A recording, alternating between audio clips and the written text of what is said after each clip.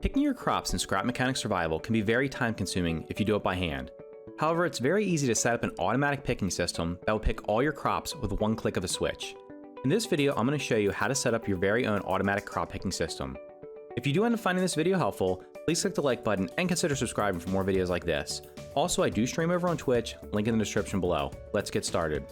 So here I'm at my farm and we have 100 crops planted. And as you can see, there's 100 potatoes. They have grown to full maturity, so we're basically just going to pick them. Now, if you don't have an automatic picking system, you just have to run around and either click right mouse button or click E to pick them all.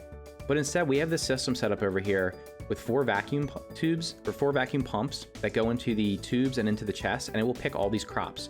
So we're going to quickly walk over here. We're going to press our button and show you how this thing works before we show you how to build it.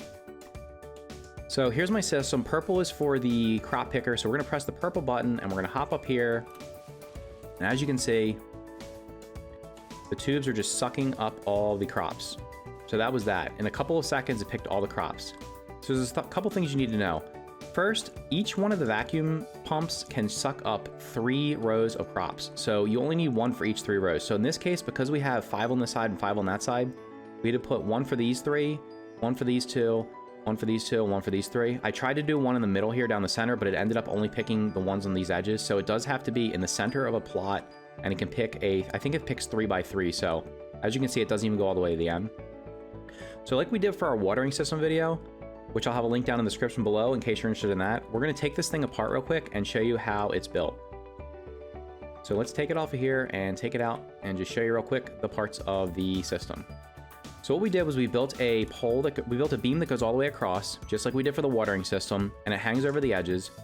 So I do recommend doing this because the pumps and the chests and everything are pretty heavy, and they hang over this little beam here. So we have this beam here that's the guide beam, and they attach to that piston over there.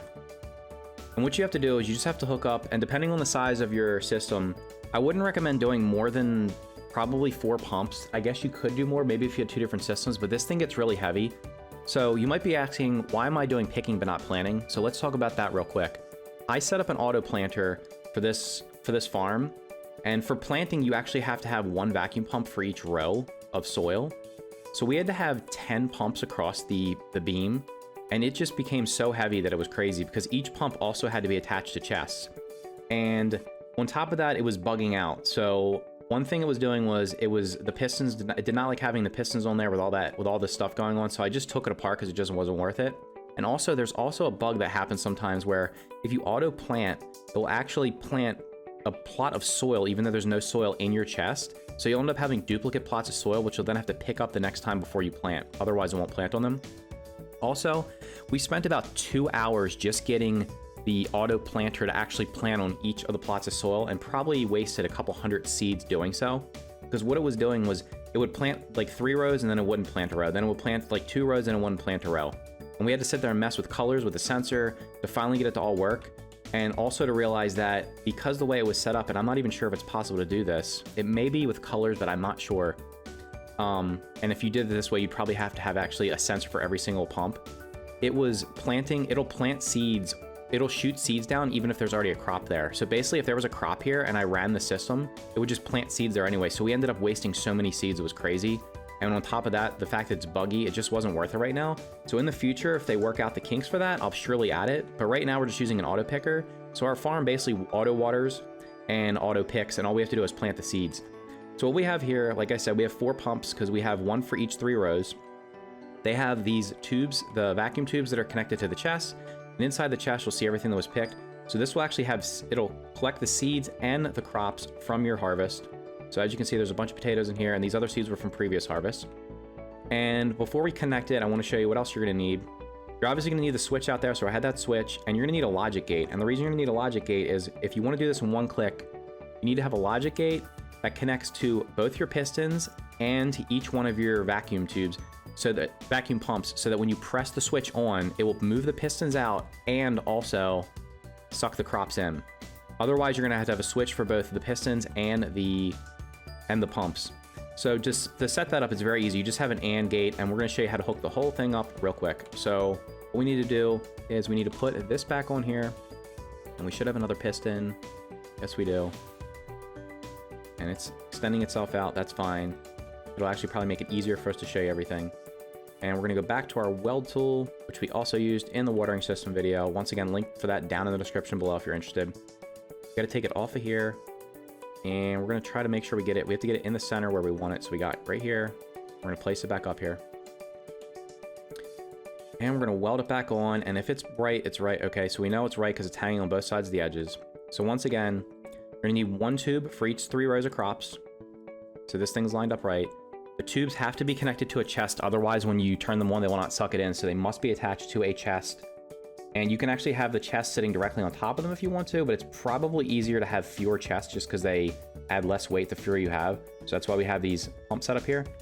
And real quick, let's connect the whole system up. So what we're gonna do is we're gonna get our connector tool out, and as you can see, the logic gate is already hooked up to one of the pistons.